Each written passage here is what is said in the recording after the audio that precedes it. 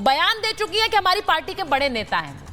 अब या तो ये उनका वर्जन वर्सेस आपका वर्जन होगा, या फिर वो चिट्ठी दिखाई है भाई, जो चिट्ठी भेजी गई अखिलेश यादव द्वारा। देखिए नवाब, सुनिए, मुझे बता दीजिए, मैं गलत हूं, मैं मान लूंगी। अब आप सुनिए ना, आप वो चिट्ठी देखिए जो अखिलेश यादव द्वारा नवाब यादव की मां की मृत्यु पर भेजी गई, जिसमें उनको नेता पार्टी का बताया गया और कहा गया कि उनकी मां की मृत्यु हुई है, उस पर हम शोक प्रकट कर रहे हैं। उस चिट्ठी में तारीख क्या है ये भी देखिए, और फिर बोलिए ये हमारी पार्टी के नेता नहीं है, तो मैं मान जाऊंगी। किसको लिख रहे थे चिट्ठी अखिलेश जी फिर? अब आपका सवाल खत्म हो। 25 मई, 25 जुलाई की तारीख है। आप सुन ले और मुझे मौका दे। बोलिए।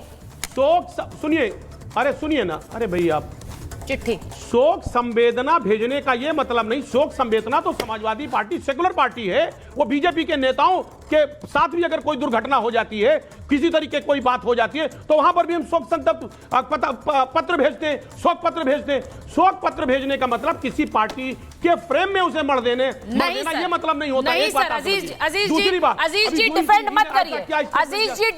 मत करिए। अरे भाई अजीज जी, आप गलत कर रहे हैं, मैं आपको बता रही हूँ, आप डिफेंड मत करिए।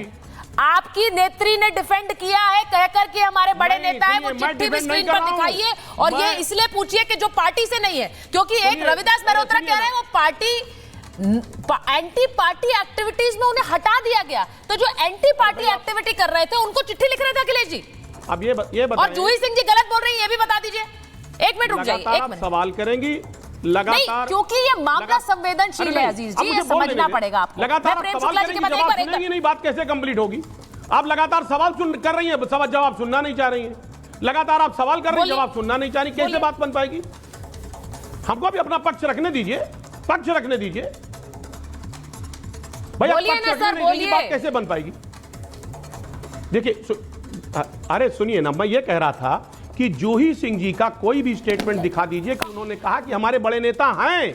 उन्होंने कहा ये नेता थे, और तमाम ऐसे नेता होते हैं जो किसी पार्टी में रहते हैं और समय रहते बदल जाते हैं, चले जाते हैं दूसरी पार्टी में, आते जाते रहते हैं। जिस वक्त वो मौके पे हैं, आज मौके पे वो बीजेपी में हैं, तो ऐसी स्थिति में वो बीजेपी के नेता कहलाएंगे। अब 5 साल का गाना चलाया जा रहा है, कैसे चलाया जा रहा है 5 साल पहले का। एक बात, शोक संतप्त लेटर को आप कह रही हैं कि साहब उससे वो साबित कर रहा है कि हमारे नेता हैं। भाई शोक पत्र जो होता है वो बीजेपी के तमाम नेताओं को भी भेजा जाता है।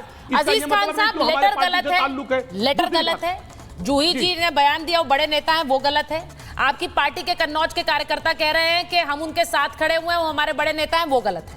तीनों बातें गलत हैं, मैंने मान ली। अजीज खान सही है। अभी मैं प्रेम शुक्ला जी आपके पास आ रही हूँ, मुझे ये बताइए कि इस मामले में क्या राजनीति हो रही है जो अजीज खान साहब कह रहे हैं कि उनके नेताओं को फंसा रहे हैं एक एक करके, पहले मोहित खान उसके बाद ये।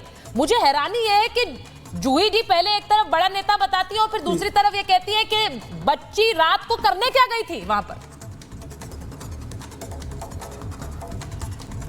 देखिए श्रीमान अजीज खान किस तरह से जेल लगातार झूठ बोल रहे हैं। जेल पहुंचे एक बलात्कार के अभियुक्त के समर्थन में कैसे खड़े दिखता है आपको कि श्रीमान जी समाजवादी पार्टी के सुप्रीमो अखिलेश यादव को नहीं पता है कि उनका नेता है कि नहीं है। अखिलेश यादव पत्र लिख रहे हैं।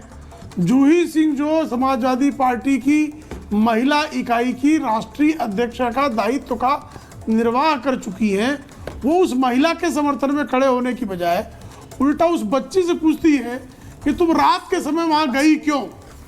यानी समाजवादी पार्टी के नेताओं से अगर कोई लड़की कोई महिला रात के समय मिल गई तो समाजवादी पार्टी के लोग बलात्कार कर दें या बलात्कार का प्रयास कर दें, तो ये उनका अधिकार है।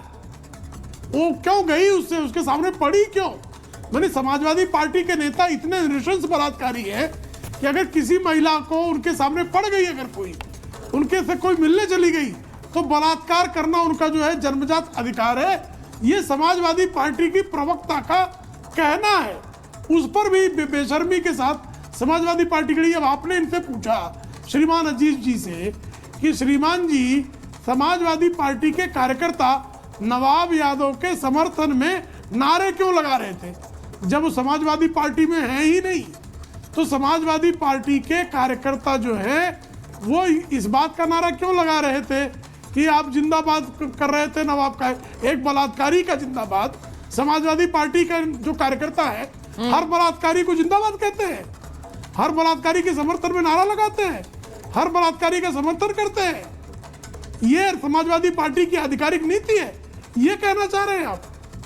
अजब मामला है भाई आपका। एक तरफ जो है एक बलात्कारी आपका जो वहाँ अयोध्या में मदरसा प्रकोष्ठ का अध्यक्ष है मोहित खान, उसके समर्थन में आपके राष्ट्रीय अध्यक्ष कहते हैं कि डीएनए टेस्ट कराओ। यानी पिछड़े समाज की 12 वर्षीय बालिका के साथ उनको किसी प्रकार की सहानुभूति नहीं है। आप कल्पना करेंगे जो स्वयं बेटी का बाप हो, अखिलेश जी एक पुत्री के बाप है, अखिलेश जी की पुत्री भी हम लोग के लिए बहुत जो है आदरणीय है, उसका भी सम्मान है। एक ऐसे सम्मानित बाप जो है वो एक 12 वर्षीय पिछड़े समाज की आने वाली लड़की को जो है सामूहिक बलात्कार होता है, उसकी फिल्म बनाई जाती है, उसको दिखाकर ब्लैकमेल किया जाता है, बारंबार बलात्कार किया जाता है, और उस बलात्कारी के साथ समाजवादी पार्टी बेशर्मी के साथ खड़ी है। मुझे ऐसा लगता है कि ये आप अपना नाम समाजवादी पार्टी एक नीति, देखिए बहुत सारे सवाल पूछे जा रहे हैं। अजीज खान साहब ने कहा मुझे बहुत सारे आप सवाल पूछ रही हैं। अजीज साहब, आप तो महाभारत में आते हैं, आप जानते हैं कि आप जानते हैं कि कौन सा मुद्दा संवेदनशील है, कौन सा मुद्दा। कई ऐसे मुद्दे होते हैं जिन पर हम बात करते हैं, उसमें हंसी भी होती है, उसमें तंज भी होता है, लेकिन आज सर मुद्दा ऐसा है नहीं।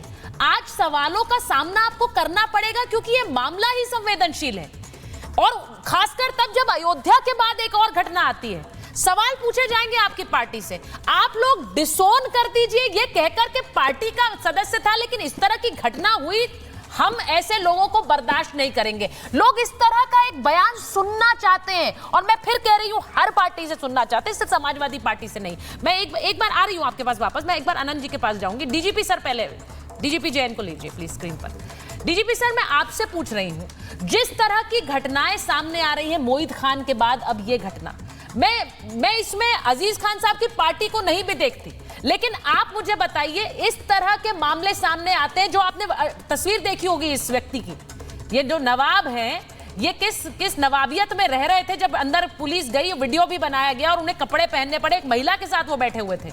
मुझे सिर्फ ये कहना है कि इन सब पर एक स्टैंड क्यों नहीं ले पाती है पार्टियां। ये राजनीतिक दल का संरक्षण ही इन्हें इतना बड़ा बना देता है ना, कि उसके बाद राजनीतिक दल इन पर निर्भर हो जाते हैं। देखिए, मैं कोई पॉलिटिकल स्टेटमेंट नहीं दूंगा, मैं सिर्फ कहूंगा कि प्राइम मिनिस्टर जो ये नवाब यादव है, ये बहुत पड़ा गया है, इसके इरादे नेक नहीं।